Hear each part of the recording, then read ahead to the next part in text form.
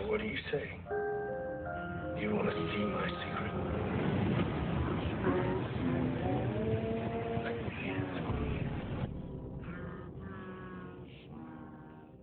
Hey, what's up, guys? We are here with another episode of Abby's Window. Welcome to the show that is all things Bray. And here is our host, Jodie. Jodie, what's up? What's up, guys? Not really a whole lot to talk about in terms of SmackDown, because we really only just got that little promo video package detailing some, not all, of the history between Braun Strowman and Bray. And no offense to Bray, no offense to Braun, I was a little disappointed with it. I think they could have gone much more in depth with it. Just my personal opinion. It was great to see some, old clips of cult leader Bray, and I loved that, but I think they could have done so much more with it. Yeah, I would kind of tend to agree. It was really almost like an afterthought in a way. They really didn't show very much of it, to be honest. And it kind of chopped it up into a very small part of that whole big story. I mean, and they could have really, I think, gone into much more detail than they did. I agree. I think it was a little bit of a letdown. And I know other people were probably really let down also. And I could tell in Daze's chat that people were really were expecting, a lot of people were expecting a Fiend attack for Triple H. And I know you mentioned this last week on the show that you had kind of thought that was coming as well. I did think it was coming, and I think I only kind of gave up on that once Sean came out, and I was like, oh, there's too many people in the ring now. I don't think this is going to happen. And then, there were some really funny moments in that, and then Vince came out, and it just got really awkward. Yeah, Vince's segment was a little weird. Yeah. I mean, half the time you're just sitting there going, what is he talking about? Yeah, it's funny. It's funny you mentioned that, because my wife was actually sitting in the living room and she said the same thing. She's like, what is he going on about? Like, what's that gobbledy thing that he's talking about? I'm like, I don't know. So I don't know if that was unscripted and he was like, people are going to be bored with this, so I'm going to go out and try to save it. I don't know. It was a little awkward. I'm not Vince's, number one fan. I have a lot of respect for him, but I mean, every time he comes out on television, the more you start to see just how out of touch with the fans he is. Yeah. He's a very smart guy. And like I said, I have a lot of respect for him, but it was awkward. Yeah. Yeah, I think it was. I mean, the comedy of it between them was good. I always love the DX stuff. I mean, the DX bloopers were great. I love the that was when he went into the WrestleMania moments and how Triple H lost like almost every match. And that stuff was great. Those two guys have great chemistry together. Now, I mean, Jeff, I know we were talking about this before we came on. You thought it was cool. Yeah, I thought it was really well done. I mean, that's the one thing that you can say about WWE is that whenever they decide to do something, they do it well when they actually put their minds to it and put some thought into it. Mm-hmm. And, you could kind of see that, I think a lot of that was maybe unscripted and it was just them kind of shooting off the cuff. Yeah, but I think they did a really good job. In terms of Vince, I think that I kind of liked his part, and I know I'm probably one of the very few that will say that, but I actually liked it because he's bringing up all of these awkward moments in WWE history that were just kind of like, what in the heck did you guys do? And he's making fun of it, which I think is pretty cool. Especially the Katie Vick thing. I don't know if you guys remember that from back in the day with Triple H. But yeah, that was a moment that a lot of people said, okay, he's doing what with a mannequin, and Yeah. I thought it was pretty funny. But I actually didn't mind Vince. He is extremely awkward. Don't get me wrong. Sometimes I feel like he's not a real human being. He's just like a robot or an alien sent down. He's a reptilian. He might be a reptilian. But I think all in all, I thought it was a really good way to end the show. I was a little bit worried when they left so much time. Yeah. But I thought it was really well done. Yeah. No, I agree. Now I will say I still had a little bit of an inkling, and I'm thinking to myself, because Vince stood so far away, I thought for a split second, it flashed in my head, would they really out in the lights and have him attack Vince? Oh, I would have loved that. I thought for a split second, it crossed my mind, and I'm like, wait a minute, would that, because man, everybody would have lost it because of the fact that they think he screwed him over and all that stuff with Goldberg and all that. They would have lost it. I was sitting there thinking, for the love of all that is holy, please attack Vince McMahon. Yep, that would have been something else. Like I said, it crossed my mind for just that split second, and then I'm like, nah, man, I don't know. I really kind of don't think that that Vince would allow Bray's fingers to be in his throat, especially now. That's true, and you got to think about that too. Yeah, you do. You know what? That's a really good point. See, I make good points. I don't even realize I'm doing it. But yeah, maybe he can't use that move. I really didn't even think about that, and maybe that's why it's not the Fiend. Showed up. Maybe it's not the Fiend, and maybe it's Funhouse. Maybe that's why Funhouse Bray is wrestling instead, because he would have to use Sister Abigail as opposed to that. Yeah. Bray doesn't use Bray doesn't use the mandible claw. The Fiend does. Yeah. Maybe he's not allowed to use that. That could very well be. I mean, it could very well be. It's very invasive. Even if you're not, even if you're faking it and kind of just, you're making that little move, you're still putting your fingers right by that person's mouth. Right. So yeah, that could very well be. That's a good point. But listen, he also can't give Braun a kiss on the head if he's doing Sister Abigail. Oh yeah, no, you're right. A lot of the times, if you look really closely, he doesn't do it. He doesn't. Yeah. He'll get real close to him and almost put his nose on their head and then do it. Yeah, it's still pretty close. Actually kiss someone on the forehead. Yep.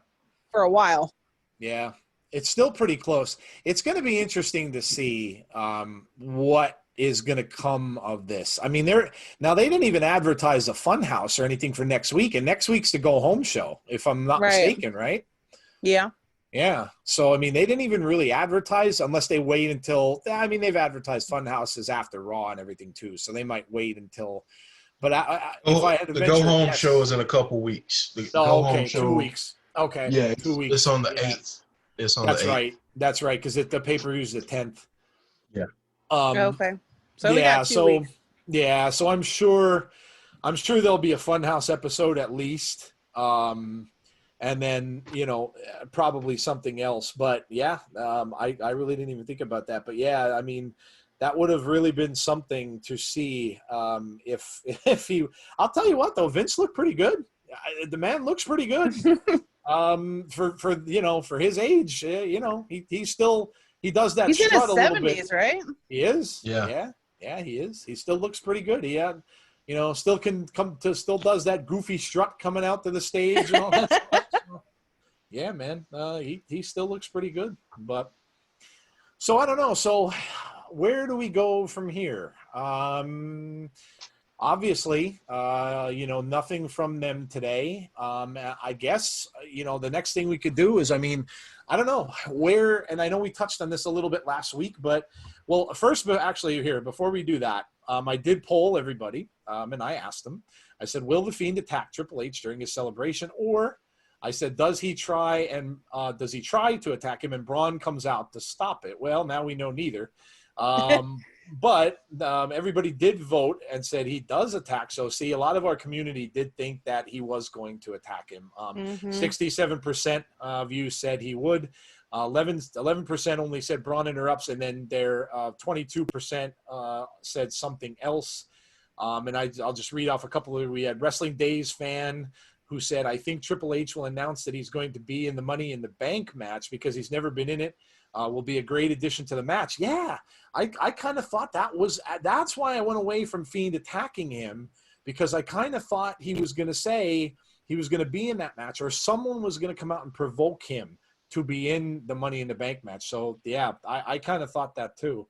And then Emily, our own Sunny Wolf, said, I think a Funhouse will either interrupt Triple H or Fiendy, she calls him Fiendy, will attack him, or both could happen. So, obviously neither happened. And then we have Money Trevante 99 just put a gif up of showing the Fiend. So I'm guessing that meant that he thought the Fiend was going to. So yeah, so I don't know. I mean, where are we going next? So obviously we just said, I don't know, Jody, what do you think? What do you think? We got a Funhouse next? Do you think we get more to the story or more mind games?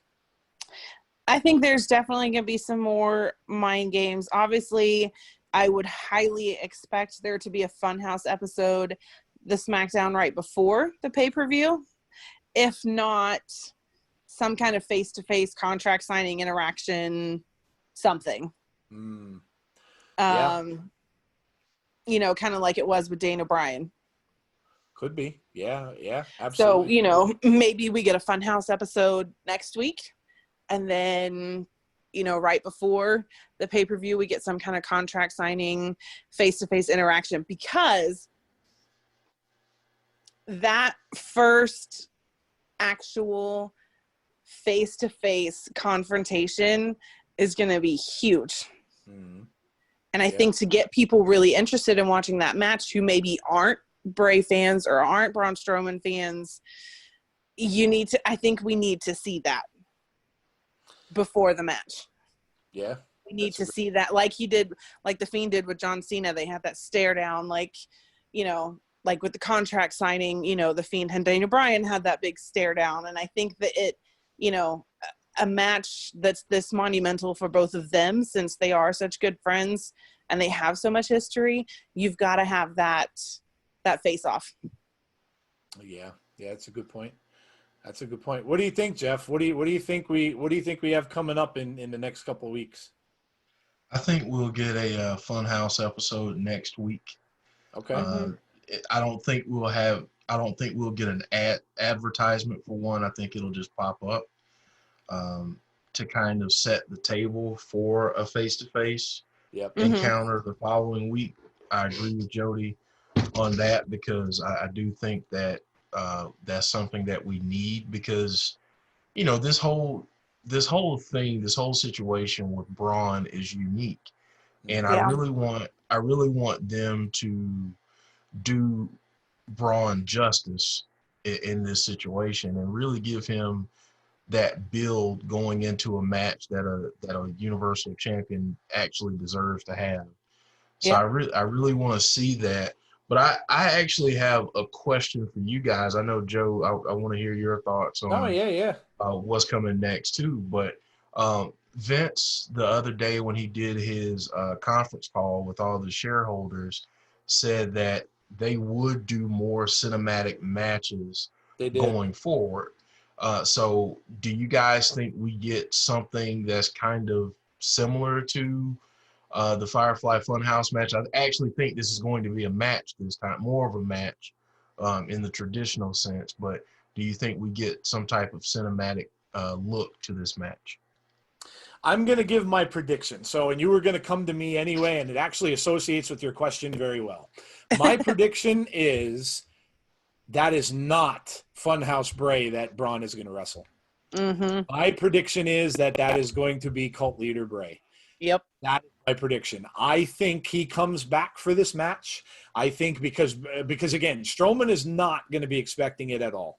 Nope. He's going to think he's getting Funhouse Bray, and that's who who came out and wrestled The Miz. That's who he thinks he's getting. I think because he already debuted that character. So we know he's got the Hawaiian shirt ready to go.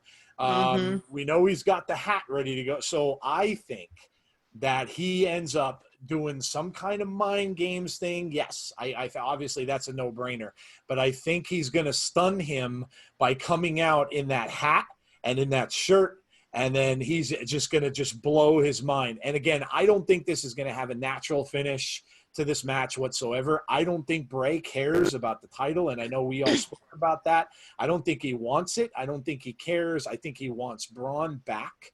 And I think, as you know, you guys have said this too, I think the point here is not to get that title. I don't think he's going to get the title. But I don't think he's going to get beat either. I think it's just going to be, and it could be, Jeff, maybe they go the cinematic route. Now, I did hear rumors that the Money in the Bank matches are cinematic matches. I do not know if that's true, but I have heard that, and I've heard that in more than one place. I don't know if that's going to be the case. I mean, you could kind of maybe think it might be if they're filming it inside of a building. Similar to the Orton and Edge match in WrestleMania and stuff like that. But yeah, man, if he comes back as cult leader Bray, oh boy, all bets are off, because you can have them if they are in the Performance Center. You can have him really, I mean, you can have like a film of those kids with the masks on. You can have them singing. He's got the whole world in his hand. You can do a ton of stuff with that. And yeah, but yeah, Jeff, to your point, I think so. And if they do, I think like I said, my call is that it's going to be cult leader Bray persona that's going to come back. Yeah, I 100% agree with that. I kind of said all along that it was going to be cult leader Bray versus Braun Strowman, and I haven't actually had a chance to go back and do the research, but like I said before, I'm pretty sure when he had all that build up to his match with The Miz, they were saying it was Funhouse Bray Wyatt versus The Miz, and his entrance was all Funhouse Bray related. So it had, the colors and the cartoons and all of that stuff. They didn't actually say, in his entrance on the screen, it just says Bray Wyatt, Universal Champion. But in the build up to it, it was all saying Funhouse Bray Wyatt versus The Miz. And they haven't said that at all about this. It's just Braun Strowman versus Bray Wyatt. Braun Strowman versus Bray Wyatt. And I'm with you. I think it's going to be cult leader Bray, and it's going to shock everybody. And Bray's really good at that. That's what he likes to do. And I agree that it's going to be some kind of weird, non-natural finish that will make Bray look strong and still get his revenge, but it leaves the title belt on Braun Strowman. Yeah, I would agree with you. I think so. And I think to see him come back in that aspect, it's the classic case of teacher versus student. Yes.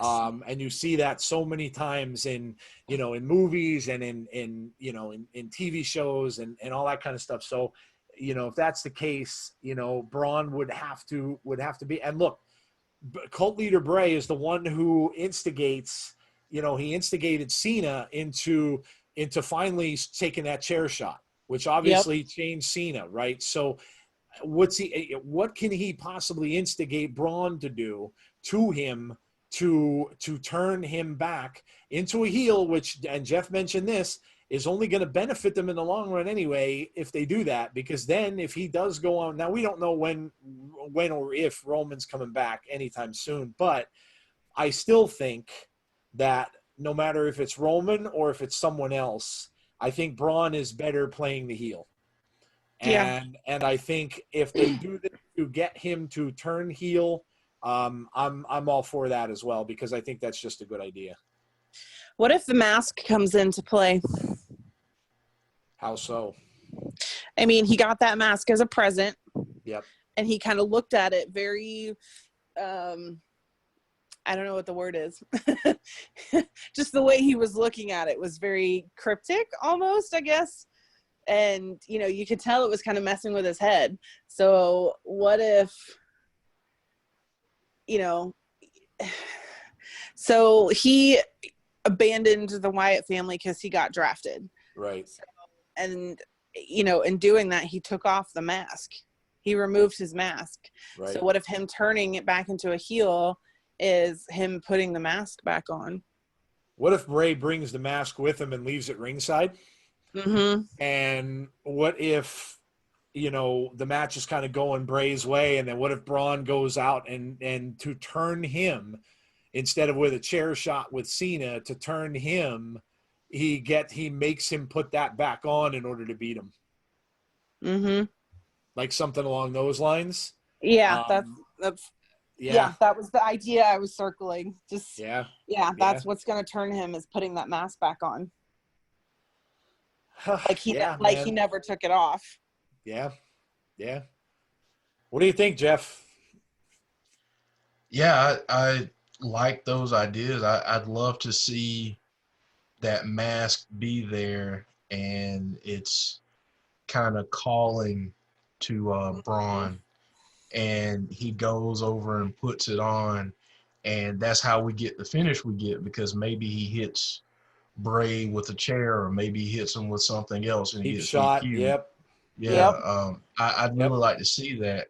The other thing I'd really like to see is, I'd love to see an episode of the Funhouse next week where Bray kind of changes direction, and he kind of teases Cult Leader Bray coming back, and for the face-off, that this being the last thing that we see before the show, is actually have Cult Leader Bray do his entrance.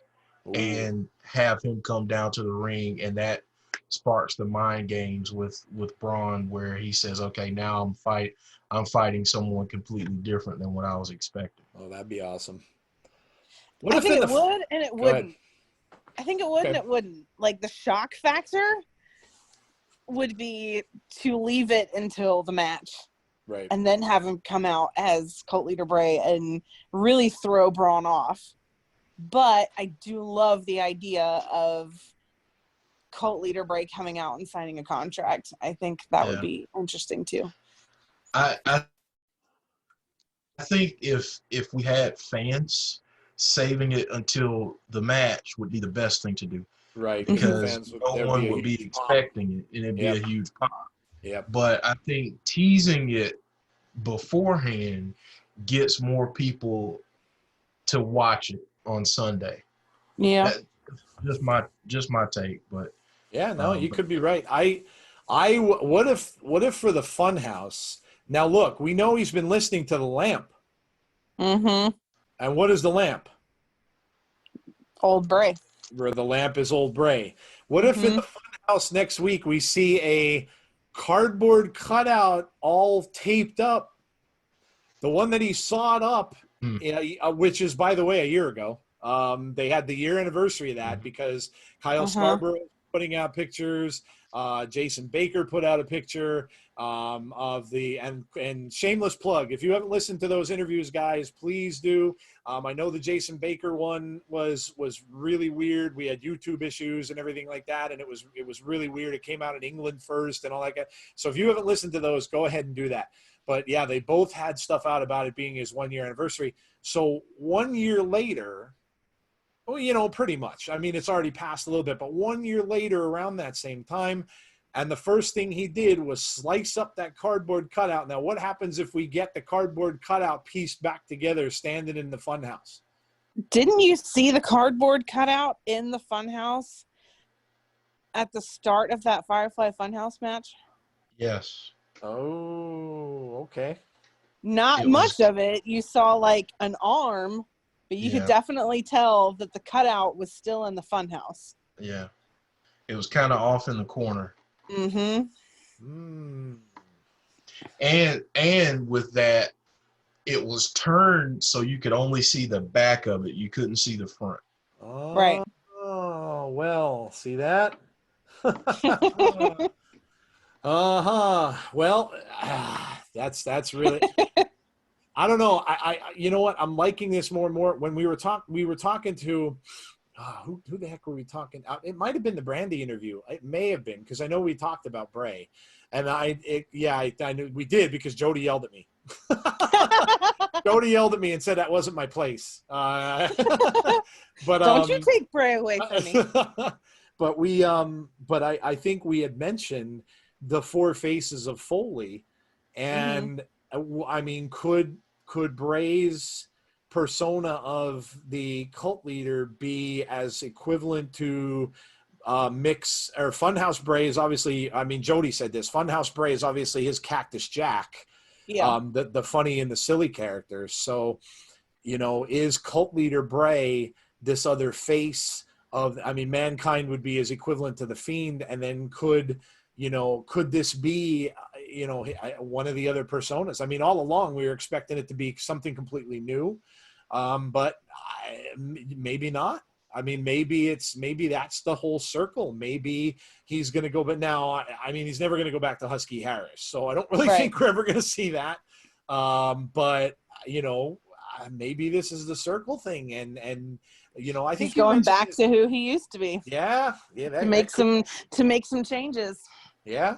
That could very well be. I mean, it could definitely very well be. So here's a question. Yep. Why now? Because Daniel Bryan obviously turned on him while he was Funhouse, while he was cult leader Bray. True. And he wrestled him as the Fiend. Why now? Well, go ahead, Jeff. I don't think Bray had access to cult leader Bray at that point, because while yes, you're right, Daniel Bryan did turn on him. I think what the Fiend did with that was it was more about turning Daniel Bryan back to what he used to be. Yep. Instead of Bray becoming what he used to be. I think the only way that chain of events could have started was with him righting the wrong with John Cena. And I feel like that unlocked his ability to access cult leader Bray. And I feel like as he goes on with these other matches, I think we'll see other things unlocked as he continues down this path. Yeah, didn't you say something? You compared it to a video game, I think, Jeff, didn't you? Mm-hmm.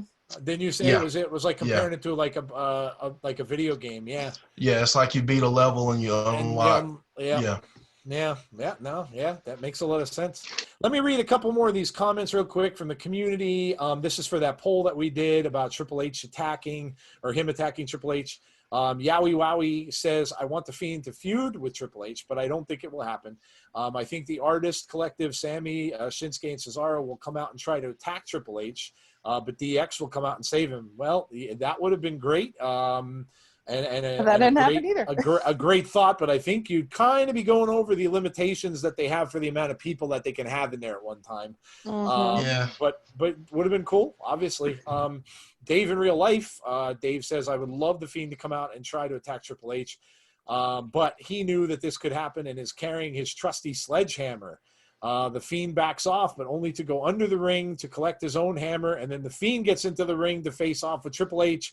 Hammer versus hammer. Wow, that would have been awesome. Jack with an R says he's going to introduce his new project, Mustafa Ali, and he will insert him into the match, or he will be attacked by him. The match, of course, being Money in the Bank. So that's, I guess, Triple H and Mustafa Ali. Yeah, interesting. Jaden Dodd says either Fiend, then Braun, or it will have Money in the Bank implications. And then we have Andrew Rex says, what if Triple H inserts himself into the Bray versus Braun match? That way Braun can pin Triple H, he keeps the title, and Bray doesn't take a loss, in quotes. More likely he will be in Money in the Bank, but it could be interesting, I guess. The fact Bray is fighting Braun and not the Fiend indicates a Braun win, as it means the Fiend not losing. Correct? Yep, good point. It's like Finn. He would lose but the Demon didn't try. The Demon wasn't there to make the Fiend special again. Not don't mention Goldberg at the end of that. That's that's a great point. And I think a couple people in the community, along with I think Daze at one point. Now I know I don't think he thought Triple H was going to get attacked either, but I think he was saying that if something did happen, he was kind of hoping that that maybe the persona split. Where Bray wrestles as Funhouse Bray. Obviously, they're taping this, so you could have done this pretty easily.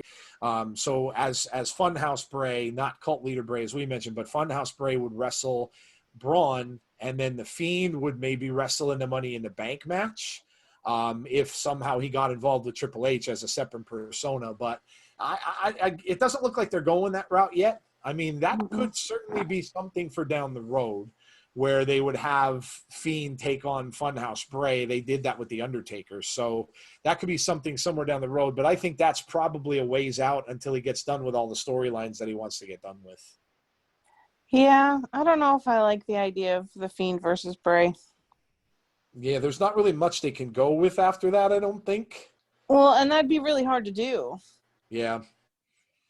Well, the cinematic stuff, it would have to be what they would do with it. But yeah, as far as wrestling each other, it would have to be another wrestler playing the role. Right. So, or they could do it with a green screen and the outfit like they have for the video games and some movies where you have dual roles. True. They could do it that way. But I agree with Jody. I don't really think. Maybe that's the end.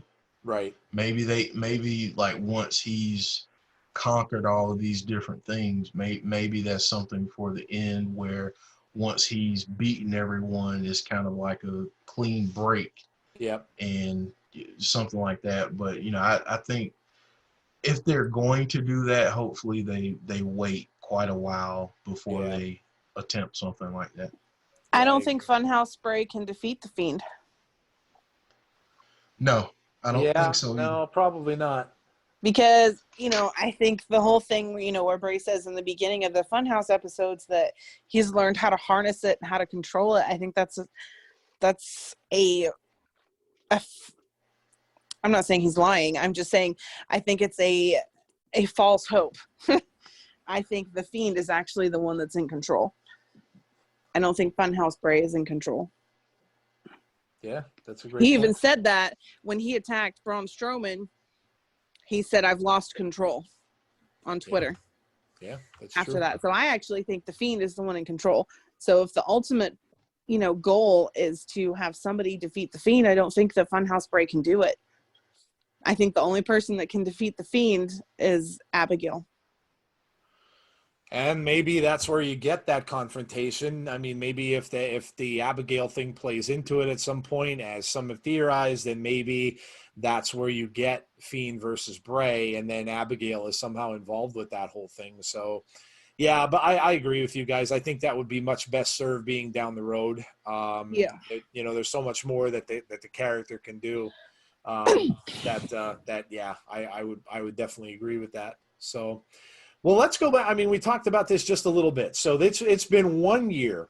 I'd love to get your guys' thoughts on this, because I don't think we ever spoke about this actually being, in all this. So I know what I remember, but how much do you guys remember about the first time you saw the vignettes about the rocking chair and the Abbey and that kind of stuff? I mean, what was going through your guys' mind when you saw that stuff? We can end with Jody. I'll just start. I'll go to Jeff, and then Jody can tell us. So mine was, I knew he was coming back. I read up on it. I was following that because, again, I wasn't watching wrestling anymore. I was so mad because they let him leave. And he was gone from the scene, and I was like, you know what, I'm done. And I had not been watching, so I was just, as I did, I would research, the character, and I would research Bray, and I saw his Instagram and stuff like that, and I, kind of saw what he was doing, and then I saw a couple little things on his Instagram page where I saw him with a picture with Savini, and I'm like, well, this is getting interesting. And then all of a sudden, when I saw that vignette and I heard the music, I'm like, oh, this is definitely him coming back. Definitely him coming back. And I was like super fired up at that point because I didn't know what was going on. I'm like, but I knew with the creepiness factor that they were trying to put out there, I knew that this was Bray coming back. What about you, Jeff, when you saw it? I had basically had the same thoughts. I knew right away it was him. I was excited because I thought, maybe they're finally going to let him do this the way he wants to do it.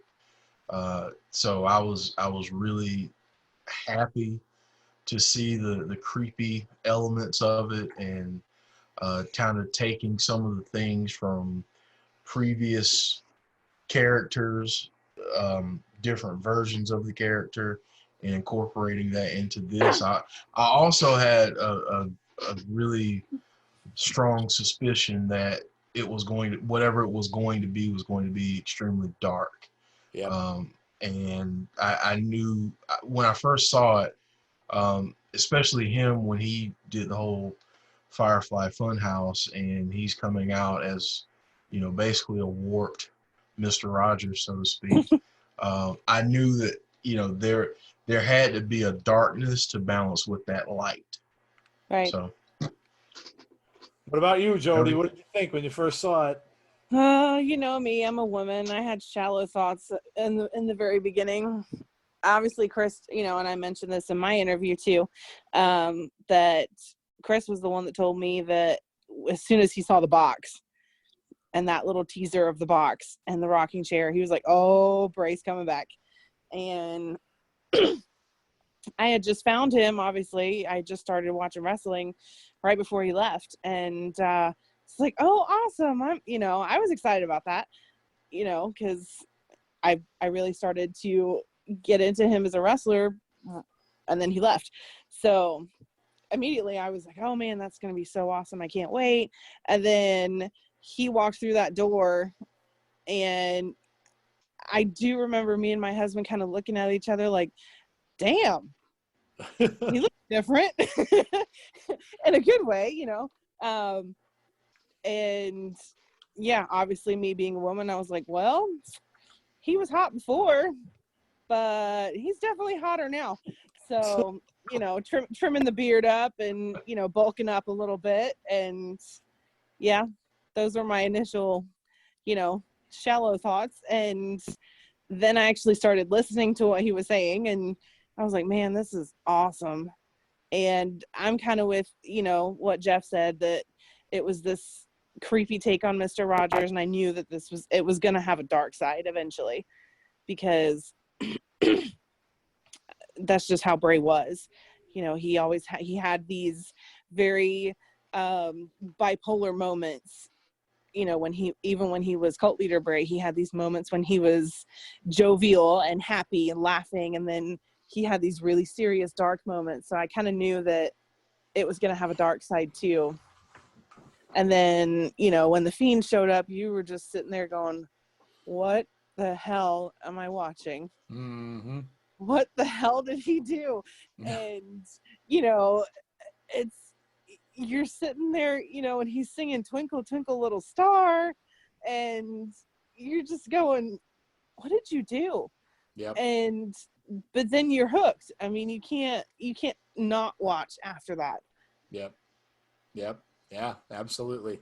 And a little later in the show, before we end the show, Jodie, I have a little thing. So Jodie mentioned, the reaction that the women may have had when they saw Bray walk out. So I have a little thing to end this, a little thing to end the show with a little bit later. It's one of Jodie's friends and I was talking to me about this, and I think it's kind of funny because I'll tell her the story when I'm telling you guys in a little bit. So we'll get to that. But that is definitely a part of the show for the women listening that are Bray fans. So there you go. I've got a little something for you. But yeah, it's hard to believe it's been a year. Time goes by so quickly, and so much stuff has happened over the course of time, and it's so crazy that it's been a year. So I'm so proud of him. Like, if you look at where he was a year ago and look at where he is now, and everything that he's done, and just how much of his mind that we've seen, like, I'm proud. You know what I mean? And it's kind of weird to say that about somebody that you don't know, but that's, I mean, I'm just proud of him. He's worked really hard, and I'm glad that, you know, people are getting behind him and he's getting that attention that he deserves. I know he doesn't really care about that, but, or at least I don't think he does, but, you know, it's just awesome to see that he's building more of a fan base, and, you know, he's getting that spotlight that I feel and most of the fans feel like he deserves. Yeah, well, look, I mean, you know, it's you know, it's perfectly normal to be proud of somebody. I mean, you know, when you're an athlete, you know, when you're a fan of anything, you know, when you're a fan of sports or anything along those lines, you know, you share that that feeling with, you know, the other fans, and you know, you that person, you know, becomes a part of who you are because of the fact that you celebrate the things that they celebrate, and yeah, I don't think there's anything wrong with it. I mean, from what I have heard and read about him, I genuinely think he's a good guy. I mean, I've never met him. Jodie has, and you know, we did get that story from what she said, and I kind of genuinely think he's a good guy. I think you know, I'm sure a lot of the wrestlers out there probably are very good people, and they do a lot of good things for a lot of people, and so yeah, I don't think that's you know, there's anything wrong with being proud. I you know, when you're a fan, you're definitely going to be, and it certainly is his moment right now. Yeah. And like I said, you know, we mentioned this last week. This definitely is shaping up to be his year. I know he came onto the scene last year in the middle of the year, so he's going to have a full year under his belt here. And if it ends the year with the Undertaker thing, who knows? It could really be his year. And, you know, now with the reports that, you know, maybe the limitations for fans will be lifted in a certain way. And maybe, you know, maybe even the Saudi pay-per-views will have more fans because of the limitations there. You know, so again, we don't know what's going to happen. But, yeah, I mean, look, we're getting more merch. I know, Jodie, we got plush toys. I was so excited about the plush toys. I know.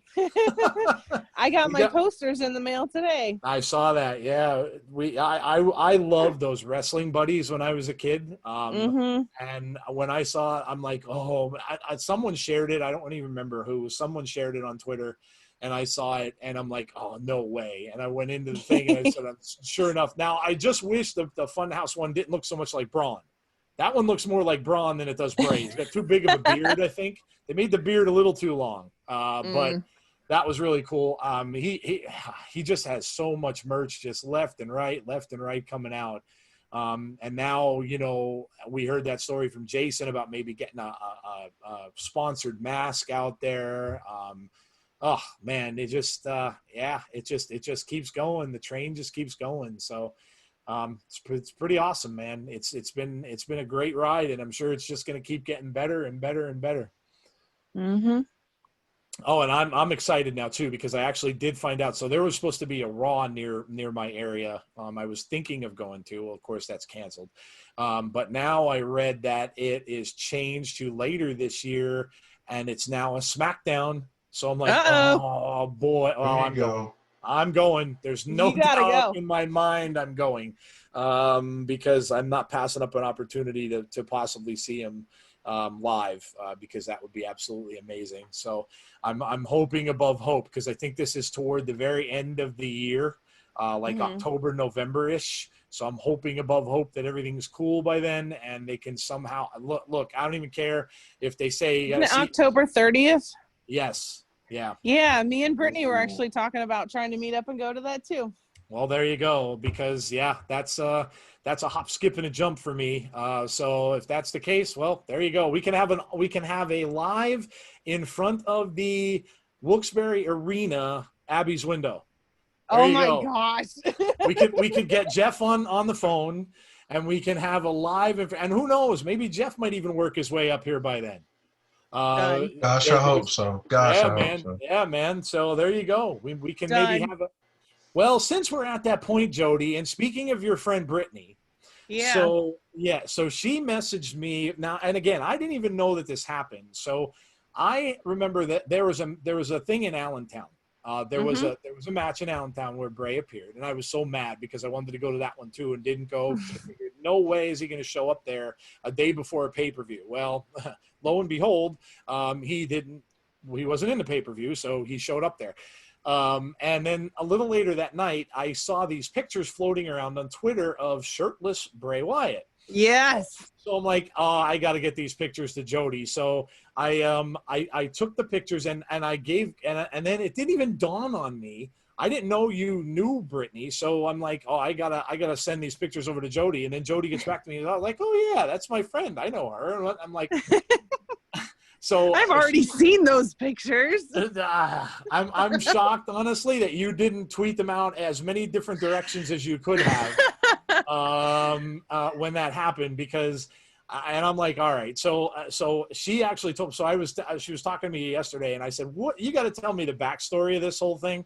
Because I said, I know I sent them over to Jodie, and then she told me a story about how she was at the match with her mom.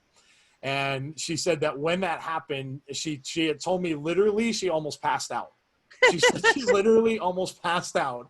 And I'm hysterical. I was laughing my head off. She said the look that her mother gave her when she looked at him a certain way after he did that. And then she was saying there was a kid next to her that was annoying the entire time. And I said, well, I said, in a way, I said, I don't know, maybe if you would have passed out, you would have fell on the kid. And then maybe, the kid, you would have stopped the kid from being annoying. I'm like, but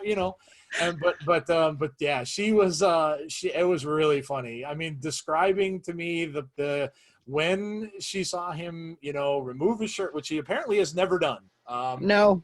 Yeah. So, I mean, that was a first. And actually, for the women out there, I do have copies of these pictures. She was nice enough to DM me, so I will send those out on Twitter, and you guys can have at them. And obviously Brittany has her name on there, so definitely give her a shout out for sending them along. But yeah, I thought that was really funny because I had honestly no idea that she knew you and that you had already seen these things probably well ahead of when I did.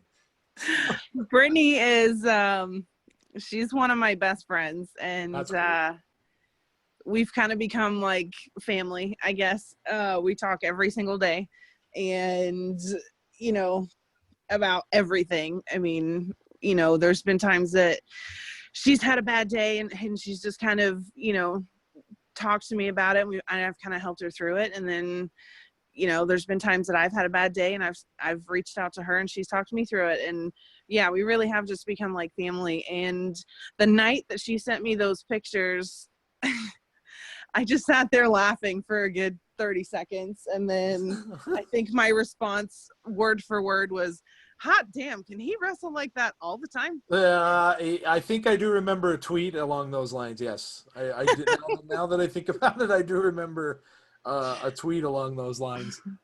Because it never has. He's never done that before, and yeah. So well, there you go. And she said he was like literally almost like at the perfect side of the ring where he was like kind of like at her in her direction when he. So yeah, I think that was what led to the ultimate wanting to pass out stage at that point. I don't blame her. I probably would have been that way too. Oh man. So see, look guys, there you go. I mean, that you never know what you're going to get with Bray Wyatt. He's got a little something for everybody, right? He's got something for the horror fans, something for the kids with the funhouse, and you know what? He also has something for the ladies too when he decides to take that singlet off, that tank top down, and show off the bulkiness of Bray there. So there you go. It's a beautiful sight. Not only does he have that, but he also has the great cologne. So which I still need to find out what kind of cologne he wears. You know what really made me laugh? I was watching an interview that he did the year after he fought Undertaker. It was the next WrestleMania, and he did an interview on Sam Roberts' podcast during Access. And he actually said at one point in that interview apparently I'm known for being the guy that smells good. And I died laughing because that was what, 6 years ago? Oh, man. I think. Anyway, it was obviously way before I met him. And I just died. I was rolling laughing because I was like, oh my gosh. So he knows. He knows he smells good. I don't know. Well, see, I don't know, Jeff. Maybe along with the merch, there needs to be a Fiend cologne line somewhere. Yes. I mean, listen. I mean, Ramblin' Rabbit. We have his, Bohemian spread. So Yep. Mm-hmm. why can't we get a Fiend cologne? I mean, There you go, man.